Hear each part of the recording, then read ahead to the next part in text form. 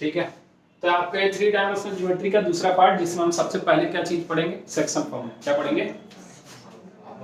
ये बात तो आपको पता ही है कि सेक्शन फॉर्मूला कितना डिफिकल्ट है कि नहीं? नहीं पता? 10th में पढ़ा इसको? अरे पढ़ा नहीं? अच्छा डिलीट हो गया था, सॉरी हम भूल गए, आप लोग कोरोना टाइम है। हाँ तो सेक्शन फार्मूला डिलीट हो गया था। बहुत आसान चीज है, समझेंगे पहले ध्यान से, फिर इसके बारे में हम बात करेंगे कि अगर मान लीजिए हमारे पास 2 पॉइंट, हम ज्यादा प्रूफ में नहीं जा रहे हैं, सीधा सीधा फार्मूला बता रहे हैं और इस पे क्वेश्चन कि मान लीजिए हमारे पास 2 पॉइंट है। एक पॉइंट ए है जिसकी कोऑर्डिनेट हमने x1 कॉमा क्या मान लिया, y1 कॉमा क्या मान लिया बच्चे, z1 बोल आया। और दूसरा पॉइंट हमने मान लिया बी जिसकी कोऑर्डिनेट x2 कॉमा क्या मान लिया, y2 और इसको क्या मान लिया बच्चे, z बोल आया। याद आ गया? हाँ। अब इसके 2 केस बनेंगे। कितने? 10th में शायद एक ही पढ़ना था, केवल इंटरनल डिवीजन। क्या पढ़ना था? अब ये 2 चीजें हो गई यहाँ पे, इंटरनल डिवीजन और एक्सटर्नल डिवीजन बता रहे। ठीक है चलो, तो अच्छी बात है। अब अगर मान लो कि पहला केस हम इसमें ले रहे हैं बच्चे, वो ले रहे हैं इंटरनल डिवीजन। किसका? इंटरनल डिवीजन के केस में सेक्शन फॉर्मूला हमारे पास क्या होगा उसकी अगर हम बात करें तो मान ले P कहीं यहाँ पॉइंट बैठा है जिसकी कोऑर्डिनेट कितनी है बच्चे, x, y, कितना मान लिया हमने, z। क्या मान लिया? जो इसको m:n रेशियो में डिवाइड कर। किस रेशियो में? m:n रेशियो का मतलब है कि a वाला जो वैल्यू है वो कितना है, m, और a जो वैल्यू है वो कितना है बच्चे, n है। अब जो याद रखने वाली बात है वो याद रखिए हमेशा कि AP/BP जो होगा वो हमेशा m/n होगा। हमेशा क्या होगा, m/n, चाहे ये p कहीं भी चला जाए। ये यूनिवर्सल ट्रूथ है, इसमें कोई चेंज नहीं आएगा कि p यहां पे रहे, अंदर बैठा रहे या कहां बैठा रहे, बाहर, इससे कोई फर्क नहीं पड़ता। ये हमेशा कहां रहेगा भैया, AP/BP क्या होगा, m/n। AP कहीं भी चला जाए कोई फर्क नहीं पड़ता। बस यही एक चीज है जो इसमें इंपॉर्टेंट है, जो समझने वाली है। बाकी चीजें इसी के इर्द गिर्द घूमते रहे। ठीक है। अब अगर ये m/n है तब ये क्या कहता है कि जो x की कोऑर्डिनेट है इंटरनल डिवीजन में वो हमारे पास क्या आती है, वो आती है mx2 प्लस का nx1 डिवाइडेड बाय कितना बच्चे, m+n। यानी m को हम x2 से मल्टीप्लाई करते हैं, n को किससे मल्टीप्लाई करते हैं, और नीचे m+n के एडिशन करके क्या कर देते हैं, डिवाइड। उसी तरीके से अगर y हम निकालें, क्या निकालें, तो सिमिलरली my2 प्लस कितना आएगा बच्चे, ny1 डिवाइड बाय कितना, m+n बोल आया। और उसी तरीके से अगर हम z निकालें तो ये आएगा mz2 प्लस का कितना, nz1 डिवाइडेड बाय कितना, m+n। और ये किसकी कोऑर्डिनेट है, p की कोऑर्डिनेट है। किसकी बच्चे, मतलब ये जो और कुछ नहीं है तो आपका कौन सा पॉइंट है, p पॉइंट, ये जिसकी x इतनी है, y इतनी है और z इतनी है बोल आया। ये किसकी बात हो गई, इंटरनल डिवीजन किसकी। अब दूसरा समझ इसी में है, अगर एक्सटर्नल डिवीजन आ जाए, क्या आ जाए बच्चे। अब एक्सटर्नल डिवीजन का मतलब क्या है ये समझ, हम इसको एक्सप्लेन भी करेंगे आपके लिए, एक को प्रूफ करके भी दिखाएंगे। एक्सटर्नल डिवीजन का मतलब क्या है समझना, कि अगर यहाँ एक्सटर्नल डिवीजन है तो ये कुछ ऐसा दिख रहा है। पहले फिगर को समझना कि यहाँ कहीं A बैठा है, यहाँ कहीं क्या बैठा है, और यहाँ कहीं B बैठा है। अब जो P बैठा है, थोड़ा सा और सीधा कर लेते हैं ऐसे, A है, B है, और यहाँ कहीं अब P बैठा है, समझ रहे हैं। यानी A है आपके पास x1, y1, कितना, z1। A आपके पास x2, कितनी है, y2, z2, और इसकी कोऑर्डिनेट कितनी है, x, y, z बोला है। अब हम आपको कुछ डिस्टेंस दिखा रहे हैं, बताना है कि अगर ये मान लो m:n रेशियो में डिवाइड हो, किस रेशियो में, तो A वाला कितना है, A वाला कितना और A वाला कितना है, ये पूरा का पूरा कितना है बच्चे, m, A कितना है और A वाली डिस्टेंस कितनी है, अरे आया। यानी हम ये कह रहे हैं कि अभी भी AP/BP, क्या बच्चे, AP/BP अभी भी कितना है, m/n है। इसमें कोई चेंज, चाहे पॉइंट कहां भी चले जाए उससे कोई फर्क नहीं पड़ रहा, चाहे वो अंदर बैठा रहे चाहे, समझ रहा है। यानी यहां से जब फॉर्मूला निकालेगा तो हम फॉर्मूला लिख देते हैं और इसको प्रूफ भी करते हैं कि यहां से P की कोऑर्डिनेट यानी जो x आएगी वो देख क्या आएगी, mx2 प्लस का, सॉरी माइनस का nx1 डिवाइड बाय कितना बच्चे, m-n कितना, जहां प्लस है वहां क्या आ गया बस। उसी तरीके से y की कोऑर्डिनेट आएगी बच्चे my2 माइनस का कितना, ny1 डिवाइड बाय m-, और z की जो कोऑर्डिनेट आएगी वो आएगी mz2 माइनस का nz1 डिवाइड बाय कितना, m-n बोला है। हम प्रूफ करते हैं, समझना इस चीज को, एक को हम प्रूफ करके दिखाते हैं कि थोड़ी देर के लिए मान ले, सिंपल आसान भाषा में बताएं, घर पे सभी लोग बेडशीट डालते हैं, डालते हूं। मान ले ये ऐसा बेडशीट है जहां पे इसकी जो लेंथ है, प्रिंट वाली लेंथ जो मान ले वो एन है। क्या है? जब तुम बेडशीट डालते होगे तो गलती से थोड़ा सा मुड़ जाता है, हवा के प्रेशर से मुड़ जाता है हल्का सा हल्का सा। ये जो एन था अगर ये मुड़ गया तो कितना हो गया? माइनस एन हो गया। हम केवल इसकी बात कर रहे हैं। ए एन था, क्या था? ये जो मेरी उंगली है क्या थी? एन थी। अगर हवा के चलते मुड़ गई तो अभी कितना दिख रहा है? माइनस एन दिख रहा है। क्या दिख रहा है? यानी ये जो पूरी आपके पास m प्लस एन थी, अगर एक पी पॉइंट बाहर कहीं बैठा है तो ये मुड़ के अंदर कहीं आ गया, जो क्या हो गया? माइनस एन हो गया। क्या हो गया? जिसके चलते जहां जहां n था वो क्या हो गया भैया? माइनस एन हो गया।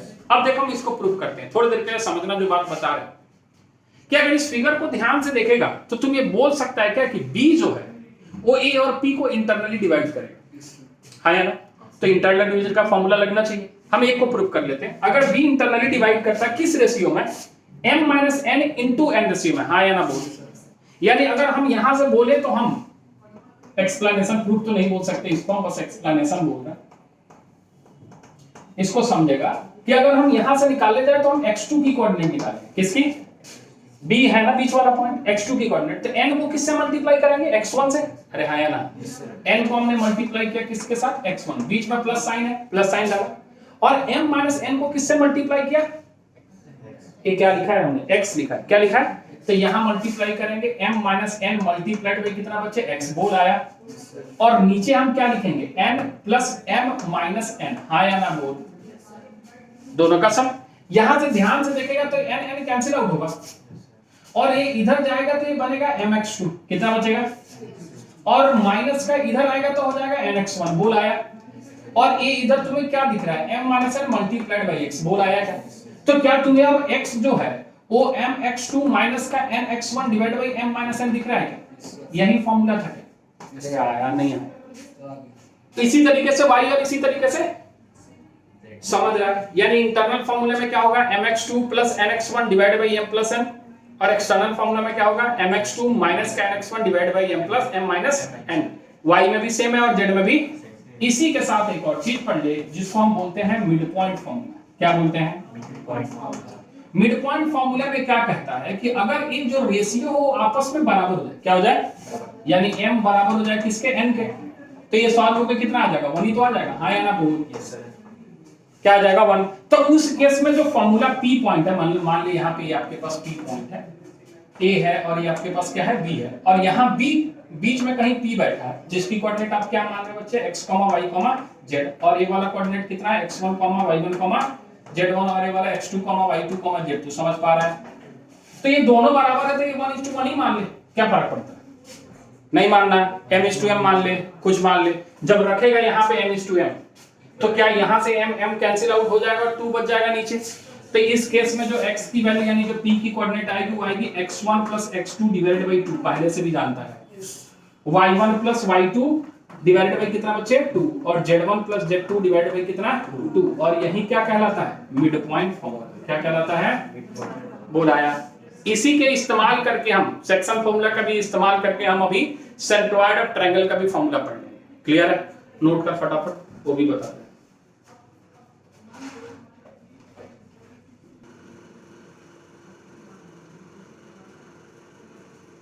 हाँ देता हूँ, बता ले।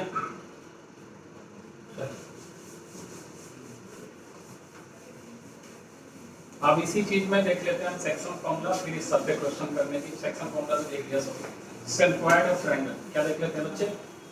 सभी को पता है सेंट्रोइड ऑफ ट्रायंगल होता क्या है? हाँ सच सच बताएं अपने अपने दिल पे हाथ रख के। क्या सभी को पता है कि सेंट्रोइड ऑफ ट्रायंगल क्या होता है? Centroid, ortho centre, circum centre, ये सब सुना नहीं क्या? बस सुना है, याद नहीं है। एक में सर्कल में ट्रायंगल जिसका वो होता है, एक ट्रायंगल में सर्कल होता है, किस वो नाम है? नाम क्या है? सेंट्रोइड शायद वो सेंट्रोइड होता है point of intersection of median. क्या कहलाता है? Point of intersection of median. नहीं जानता तो यहीं पे लिख देगा। It is point of intersection of medians of triangle. Medians of figure में समझा रहे हैं तो वहां से समझना कि मान लो तुम्हारे पास कोई एक ट्रायंगल है ऐसा,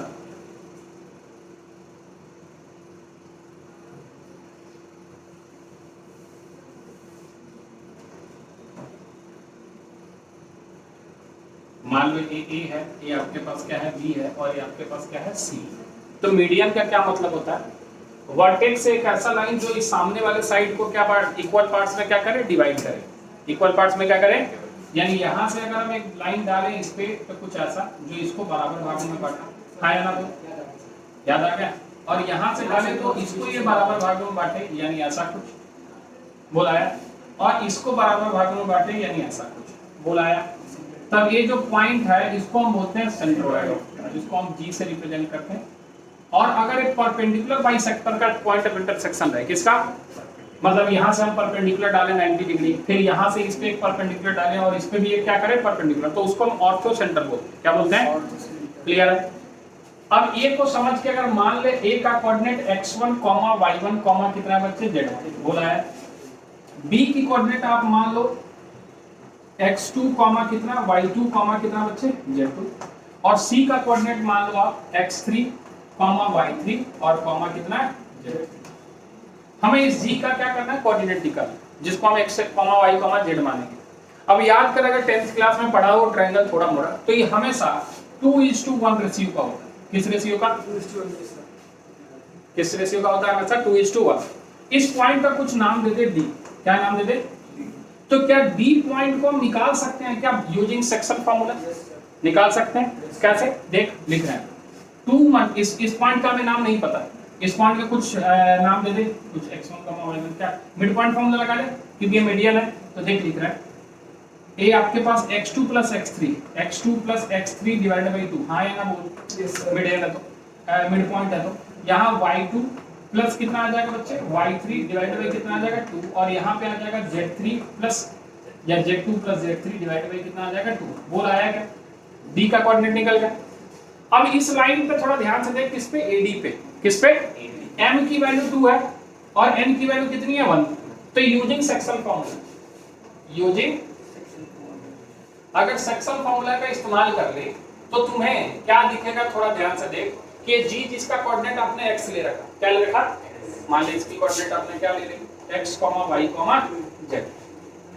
तो अगर यहां से x की वैल्यू निकालोगे तो 2 मल्टीप्लाइड बाय दिस, हाँ या ना, 2 multiplied by x2 + x3 divided by कितना बच्चे 2, और plus 1 multiplied by this that is x1, और डिवाइडेड बाय नीचे क्या लिखेगा 2 + 1, हाँ या ना बोल, 2 प्लस क्या लिखेगा 1। कोई कंफ्यूजन? जब इसको सॉल्व करेगा तो क्या तुम्हें x1 + x2 + x3 divided by 3 मिलेगा क्या? अरे आया, सिमिलरली लिख देगा, ठीक है, yz भी लिख देगा इसी तरीके से। तो हम सीधे g का कोऑर्डिनेट लिख रहे हैं, g का कोऑर्डिनेट आता है पहला x1 + x2 + x3 divided by कितना बच्चे 3, y कितना आता है y1 + y2 + y3 divided by कितना 3, और z1 कितना आता है z1 + z2 + का z3 डिवाइडेड बाय 3। अब इसमें दो कोऑर्डिनेट तो आपको 10th क्लास में पढ़ने थे, x1, y1, z1 यहां इन्वॉल्व हुआ, बस नाम का ही 3D है। 3D तो ओरिजिनल कुछ और है जो हम आपको पढ़ाएंगे कोनिक सेक्शन, वहां की दुनिया ही अलग है, incentre, excentre, orthocentre, circumcentre, circumradius, सब कुछ अलग है वहां। बात समझ में आ रहा है? ये तो बस इंट्रोडक्शन है एक तरीके से। क्या ये कैसे लिखा, ये डी लिखा, इस लाइन को देख, 2 multiplied by this and 1 multiplied by this, mx2 and x1। अरे इस लाइन को इधर बाहर खींच ले, जहां पे a तुम्हारे पास कितना बच्चे x1, y1, z1 है, और d तुम्हारे पास कितना है जो लिखा तुमने x2 + x3 divided by 2, y2 + y3 divided by 2 and so on, z2 + z3 divided by 2। और ये किस रेशियो में डिवाइड है बच्चे 2:2। तो इसको इससे मल्टीप्लाई किया और इसको 2 से 2 कैंसिल आउट हो गया, x1 + x2 x3 divided by कितना आ गया 3। बोला है? कोई कंफ्यूजन है? ये हो गया आपका बेसिक चीज जो इंट्रोडक्शन में पढ़नी है, जो आपके एनसीईआरटी, आरएसआरडी जो भी बुक्स है स्कूल लेवल के, उसमें इतनी ही चीजें दी हुई हैं, ठीक है। इस पे क्वेश्चन करेंगे, फिर इसके जो बाकी की चीजें हैं जो हम आपको बता रहे हैं वो फिर से हम आगे जाके पढ़ेंगे, स्ट्रेट लाइन जब शुरू होगा तब, ठीक है। इसको नोट करेगा, क्वेश्चन करवाते हैं फटाफट।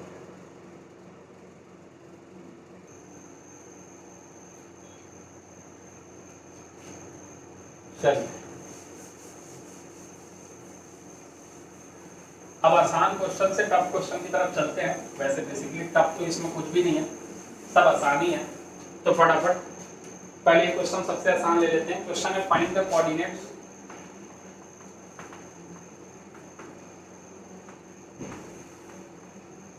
find the coordinates of the point which divides the point which divides the join of the points,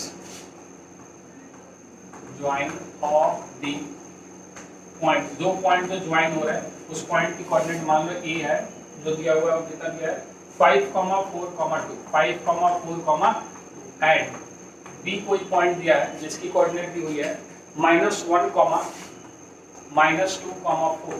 ठीक है, कह रहा है in the ratio 2:3, in 2:3 ratio. किस रेशियो में डिवाइड कर रहा है 2:3। ठीक है, सॉल्व करें, देख कितना डिफिकल्ट है। क्या हमारे पास एक लाइन है ऐसा जिसमें a कितना दिया है बच्चे 5, 4, b कितना दिया है बच्चे -1, -2, 4 और एक किस रेशियो में डिवाइड है 2:3। तो हमसे ये पॉइंट p जो x, y, z है वो पूछ रहा है। देख रहा है लेवल, देख रहा है। x डायरेक्ट लिखेगा, डायरेक्ट लिखा है mx2 2 इंटू कितना लिख देते हैं -1 plus nx1 5 into 3 divide by कितना लिखेंगे 2 + 3। आया ना बोल, तो x सॉल्व हो क्या आ गया -2 और प्लस 15 डिवाइड बाई कितना आ गया 5, यानी सॉल्व हो क्या आ गया 13/5। बोल आया, x आ गया। उसी तरीके से क्या निकालेगा y निकालेगा। चल y अब डायरेक्ट लिख रहा है, y अब लिख रहा है 2 इंटू -2 -4 प्लस 3 इंटू 4 कितना आ गया 12 डिवाइड बाई नीचे कितना आ गया 5। तो हम सीधे लिख रहा है 8/5 कितना, और z हम लिख रहा है कितना 2 इंटू 4 कितना आ गया 8 प्लस 3 इंटू 2 कितना आ गया 6 डिवाइड बाई कितना लिख रहा है 5, जो सॉल्व हो कह रहा है 14/5 कितना आ रहा है 14/। तो हमारे पास जो p पॉइंट है उसकी कोऑर्डिनेट आ रही है 13/5 x कोऑर्डिनेट, 8/5 y कोऑर्डिनेट और 14/5 z कोऑर्डिनेट। बोल आया, ठीक है। तो इस तरीके के डिफिकल्ट क्वेश्चन आप खुद से कर लोगे। ठीक है, तो हम आसान करते हैं। ये तो बहुत डिफिकल्ट है, पसीने छूट गए हैं।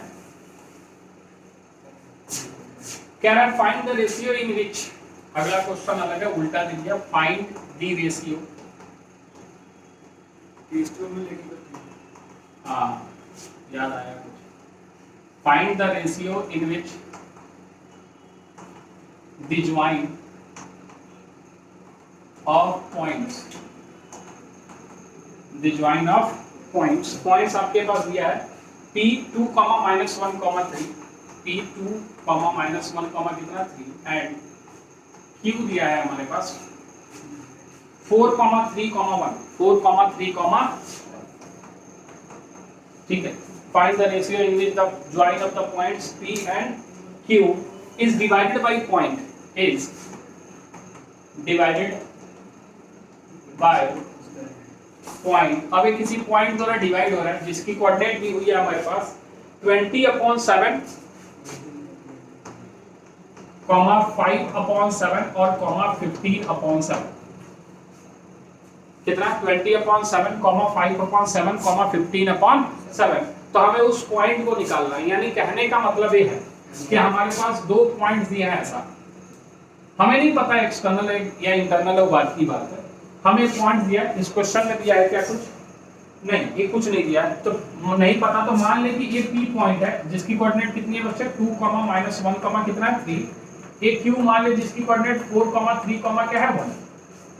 अब कोई पॉइंट है मान ले A, मान ले क्या मान ले, जिसकी कोऑर्डिनेट दी हुई है कितनी 20/7, 5/7 और 15/, जो एक किसी रेशियो में डिवाइड कर रहा है। m/n मान ले आपकी मर्जी, लेकिन आसान होता है k/1 मानना या λ/1 मानना। ठीक है, आप क्या मानना चाहते हैं k या लैम्डा है लैम्डा। तो इसको मान लिया λ/1 रेशियो में डिवाइड कर रहा है। मान लिया let a divides pq in lambda is to 1 ratio where, ये बात लिख देंगे यहीं पे कि लैम्डा जो है वो m अपॉन n, लैम्डा कितना बचे, ये बाद में देखेंगे। अब अगर ये लैम्डा इंटू 1 रेशियो में अगर डिवाइड कर रहा है तो किसी एक कोऑर्डिनेट की जरूरत पड़ेगी हमें, चाहे x की, चाहे y की, चाहे z की, हमारा काम हो जाएगा। किसको लेना चाहते हैं आप, x y z, x को लेना चाहते हैं तो x की जो वैल्यू है फॉर्मूला लिख देते हैं, वो हमारे पास होती है कितनी बच्चे, mx2 plus nx1 divided by कितना m प्लस n। हाँ या ना बोल, यहाँ x की वैल्यू कितनी है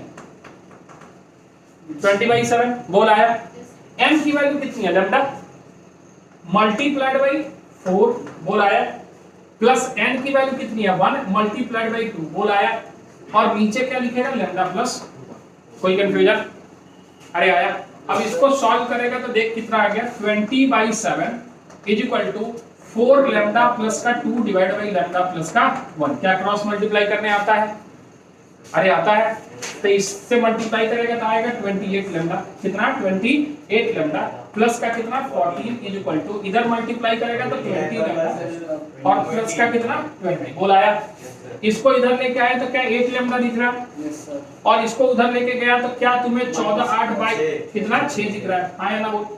तो क्या तुम्हें लैम्डा की जो वैल्यू है वो 6/8 दिख रही है, तो यानी इसको तुम क्या लिख सकते हो 3/4, क्या लिख सकते हो, यानी लैम्डा को तुम 3/4 लिख सकते हो, यानी जो रिक्वायर्ड रेशियो है क्या बच्चे वो कितना होने वाला है 3:4।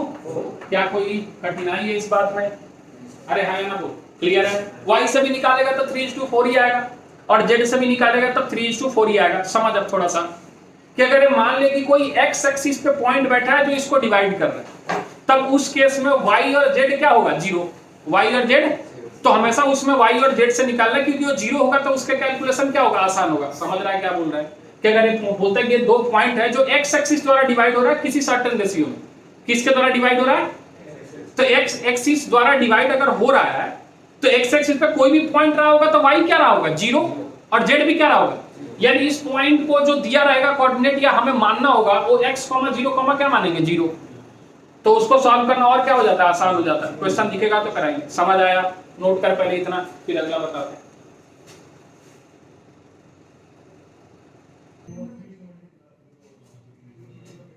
चले अब देख, जो बात बोल रहे थे ना, एक क्वेश्चन उसका लिखा है तो उसको कराते हैं और वहां से समझ आएगा तो आगे की तरफ चलेंगे। लिख रहा है क्वेश्चन, क्या करें, find the ratio in which line segment, find the ratio in which line segment, find the ratio in which line segment joining the point, joining the point, मान लो इस पॉइंट का नाम P दिया है, इसकी कोऑर्डिनेट दिए बच्चे 2, 3, 4, 2, 3, 4 एंड Q को पॉइंट दिया है, इसकी जो कोऑर्डिनेट दी हुई है वो -3, 5, -4 दिया। कितना दिया है -3, 5, -4, ठीक है। Is divided by yz plane, क्या कह रहा है बच्चे, is divided by yz plane, ठीक है। किसके द्वारा डिवाइड हो रहा है, yz प्लेन द्वारा डिवाइड हो रहा है, यानी ये लाइन है और इससे मान ले एक सिंगल लाइन है, ये ऐसा चौक लाइन है। अब इसको हम अपने हाथ से डिवाइड करेंगे तो हाथ मेरा क्या प्लेन है, अब मान लीजिए yz प्लेन है जो इसको क्या कर रहा है डिवाइड कर रहा है, ठीक है, yz plane. Also find the point of intersection, also find point of intersection. हमें इसका क्या निकालना है बच्चे, पॉइंट ऑफ इंटरसेक्शन भी निकालना है, यानी वो पॉइंट जिस पर प्लेन और लाइन एक दूसरे को क्या कर रहा है, मीट कर रहा है। क्या ये बात समझ में आई? अब अगर बेसिक कांसेप्ट आपको याद हो पहली क्लास की, तो हमने बोला था कि yz प्लेन पे x कोऑर्डिनेट क्या होता है 0, क्या होता है x y प्लेन में z कोऑर्डिनेट क्या होता है 0 होता है। तो मान लो रिलेट yz प्लेन, ठीक है, डिवाइड कौन सा लाइन है भैया pq into lambda is to 1 ratio, किस रेशियो में डिवाइड कर रहा है, लैम्डा इज टू। तो ऑब्वियस सी बात है कि इसमें जो हमारा कोऑर्डिनेट बनेगा वो हमको पता है कि सेक्शन फॉर्मूला लगाने वाले हैं, ठीक है। तो हमारे पास PQ है, ऐसा दिखाएं अगर फिगर से, थोड़ा 3D का फिगर अगर बने तो P का कोऑर्डिनेट हमारे पास कितना बच्चे 2, 3, 4, हाँ या ना वो, और Q की कोऑर्डिनेट कितनी है हमारे पास -3, 5, -4, ऐसा कुछ है। अब एक प्लेन द्वारा ये इंटरसेक्ट हो रहा है, किसके द्वारा, यानी ऐसा कुछ है।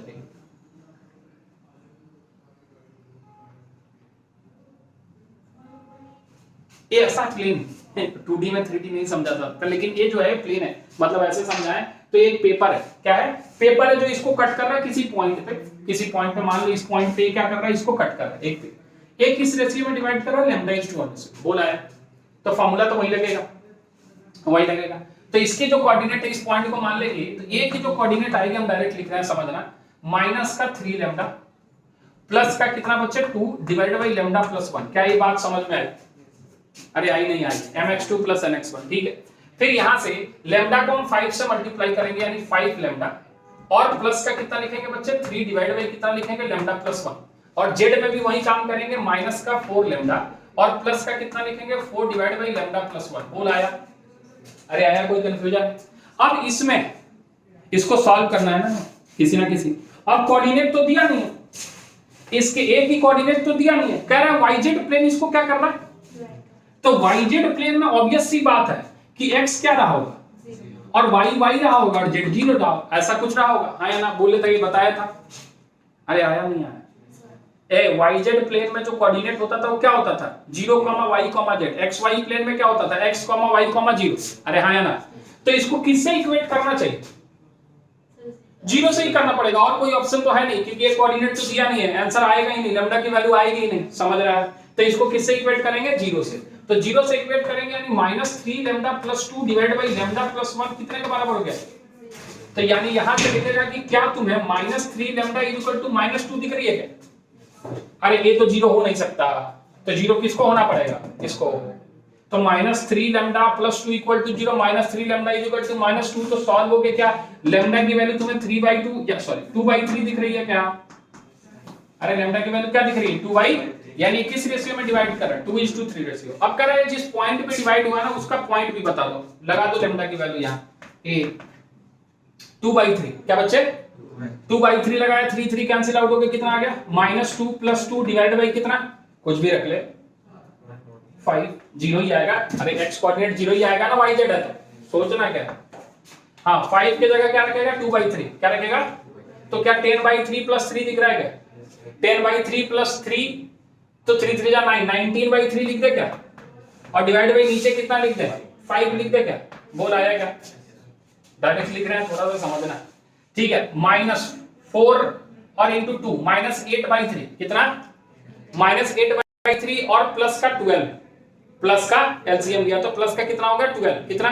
-8 + 12 कितना आ गया? -4 नहीं +4 +4/3 और डिवाइड बाय नीचे कितना आ जाएगा 5, यानी जो हमारे पास पॉइंट ऑफ इंटरसेक्शन आया वो आया 0, कितना 19/15 लिख दे क्या?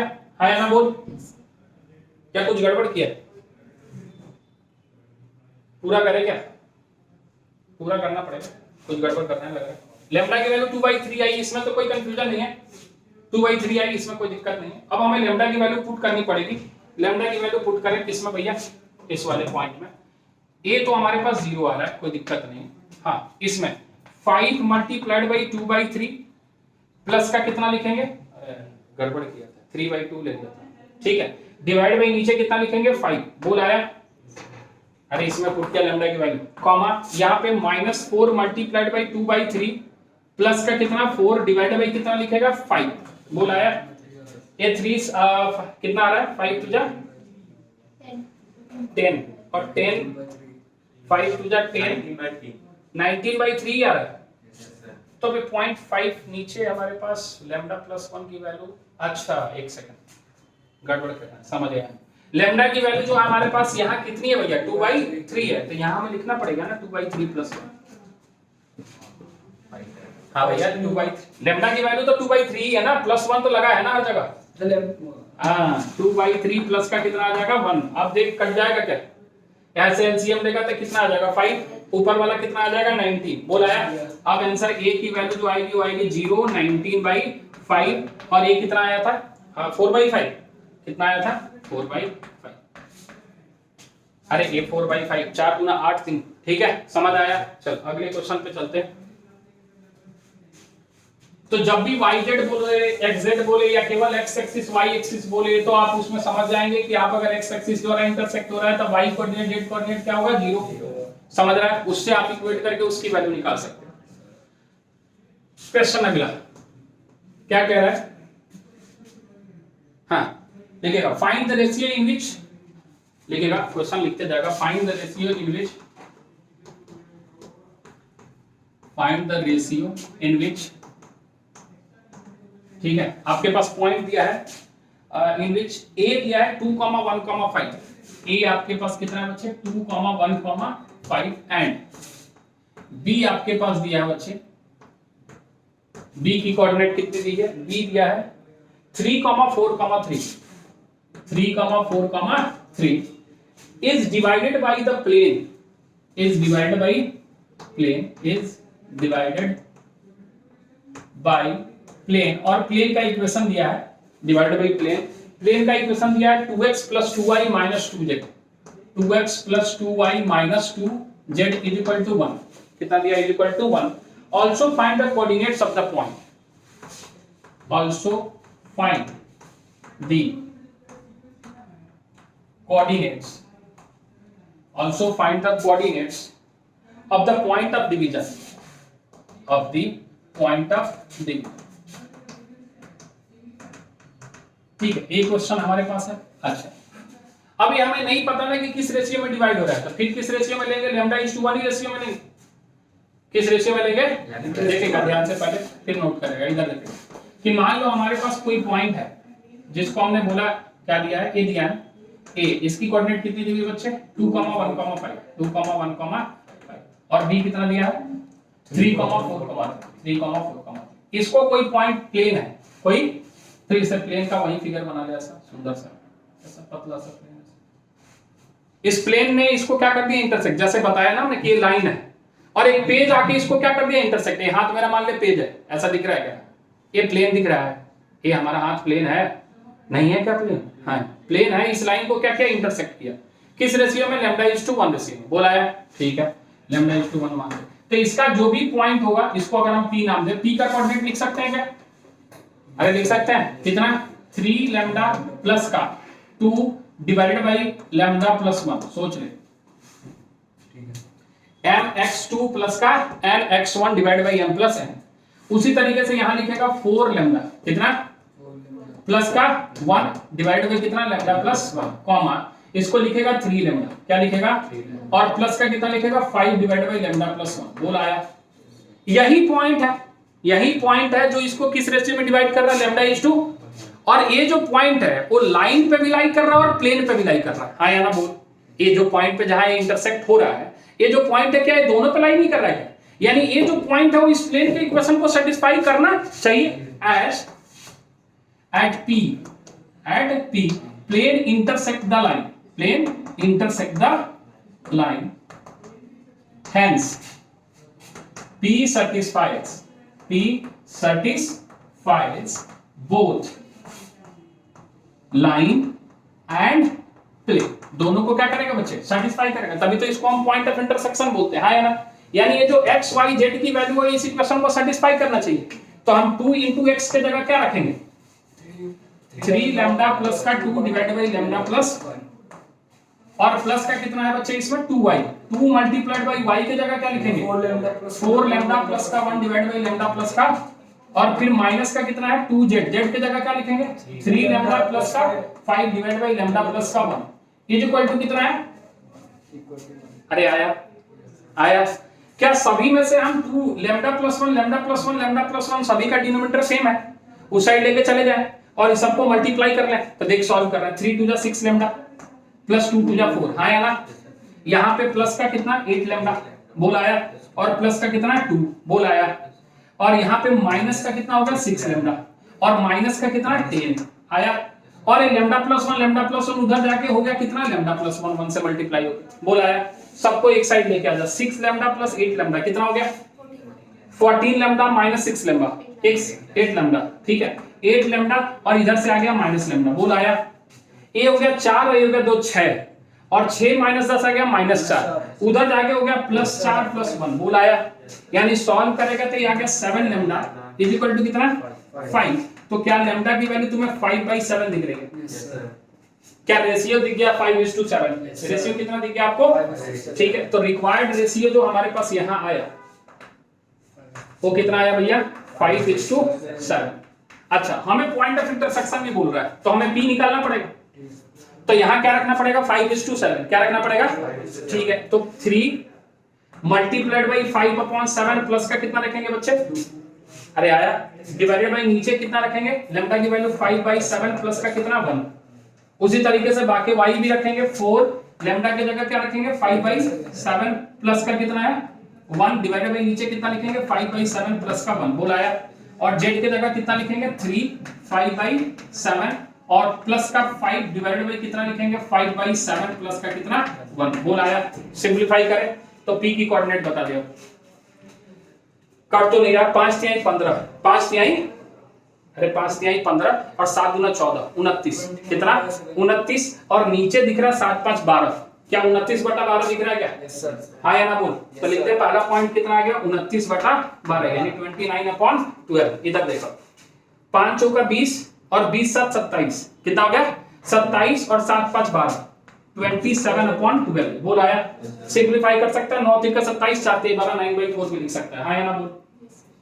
अरे लिख सकता है, ठीक है। अगला कितना दिख रहा है 5 तिहाई 15 और 7 5 सॉरी, हाँ 5 तिहाई 15 और 7 5 35, कितना हो गया 50, और नीचे दिख रहा है 12, तो इसको लिख जाता है कितना 50/12। इसको भी 25/6 लिख सकता है, कितना लिख सकता है 25/6। यानी सिंपलीफाई करके जो P पॉइंट है, इस P पॉइंट की कोऑर्डिनेट कितना लिख सकता है 29 अपॉन कितना बच्चे 12। इसको सिंपलीफाई करेगा तो 9/4 और इसको सिंपलीफाई करेगा तो 25/6। ठीक है, ये आपका P पॉइंट है जो इसको किस रेशियो में डिवाइड कर रहा है भैया 5:7 रेशियो में। और ये जो पॉइंट है वो प्लेन पे भी लाई कर रहा है और किस पे लाई कर रहा है, जो लाइन है PQ सॉरी AB है, यहाँ AB पे भी ये लाई कर रहा है। समझ आ रहा है? एक बात तो पकड़ ले कि कोई भी पॉइंट अगर किसी चीज पे लाई करेगा तो अगर वो इंटरसेक्ट कर रहा है तो दोनों को सेटिस्फाई करेगा। किसको सेटिस्फाई करेगा? क्योंकि पॉइंट ऑफ इंटरसेक्शन निकाल, अगर दो प्लेन अगर इंटरसेक्ट कर रहा है तो ये सारे पॉइंट जो हैं वो इस प्लेन को भी सेटिस्फाई कर रहा है और इस वाले प्लेन को भी सेटिस्फाई कर रहा है। दो लाइन अगर इंटरसेक्ट करेगा तो पॉइंट ऑफ इंटरसेक्शन कैसे निकालते हैं? तो सोच, निकाला पहली बार नहीं है, 9th में पढ़ा। किसमें पढ़ा? लीनियर इक्वेशन ग्राफ में सॉल्व किया। फिर 10th में पढ़ा, ये जो आप x y की वैल्यू निकाले 2x + 3y = 5 - 3x + 4y = something, आप x y की वैल्यू निकालिए, उसका ग्राफ ड्रॉ करते थे तो कैसा निकलता था? Intersecting line. यानी वो जो पॉइंट होता था, यानी वो जो x और y की वैल्यू होती थी वो पहले वाले इक्वेशन को भी सेटिस्फाई करता था और दूसरे वाले इक्वेशन को भी। समझ आ रहा कहानी? कोई कंफ्यूजन है? क्लियर है? ये हुआ आपका 3D इंट्रोडक्शन क्लास 11th का समाप्त। इससे ज्यादा कुछ नहीं है, एनसीईआरटी सॉल्व कर लेना, जो डाउट हो पूछ लेना, ठीक है। बाकी 3D हम अपना पढ़ाएंगे अपने हिसाब से। ये तो आपका इंट्रोडक्शन है, एग्जाम के लिए पढ़ाएंगे, ठीक है। नोट कर फटाफट, जितनी रफ्तार से कर सकता है। और समय कितना हो गया है? ठीक है, तो आज की सभा यही समाप्त। अगली क्लास में फिर आप जो बोलेंगे वो हम पढ़ेंगे, ठीक है। नोट करें इतना।